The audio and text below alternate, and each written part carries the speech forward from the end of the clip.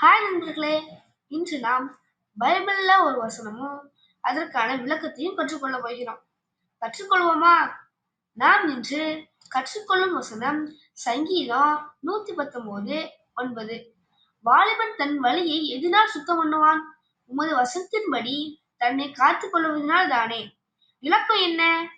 ஒரு இளைஞன் தவறுகள் செய்யாம நல்லவனா நல்லவளா வாழணும்னா தேவன் சொல்லிய பைபிள் வசனங்களை படித்து அதில் எழுதியதை அப்படியே கடைபிடிக்கணும்.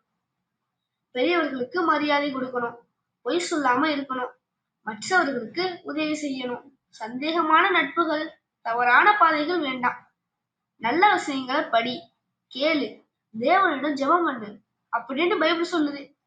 ஒரு சின்ன உதாரணம், நீங்க பொய் சொல்லலாம்னு யோசிக்கும் போது, உங்களுக்கு கோபம் வரும்போது, தவறான வீடியோக்களை பார்க்கணும்னு தோணும் போது பைபிள்ல பொய் சொல்லாதே, கோபப்படாதே, அசுத்தமானதை பார்க்காதே, கெட்ட வார்த்தை பேசாதே என்று சொல்லி இருக்கிறதே நினைச்சு நான் பொய் சொல்லக்கூடாது, பைபிள்ல உள்ள வசனத்தை காத்து கொள்ளணும் அப்படின்னு வாழ ஆரம்பிச்சீங்கன்னா உங்க வாழ்க்கை நல்லதாகவும் கடவுளுக்கு பிடிக்கிற மாதிரியும் சுத்தமாகவும் இருக்கும்.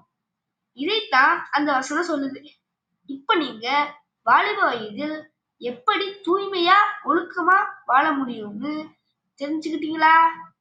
இதுல முக்கியமான கருத்து என்னன்னா, வசனத்தை காத்து கொண்டால் தூய்மையா வாழ முடியும்.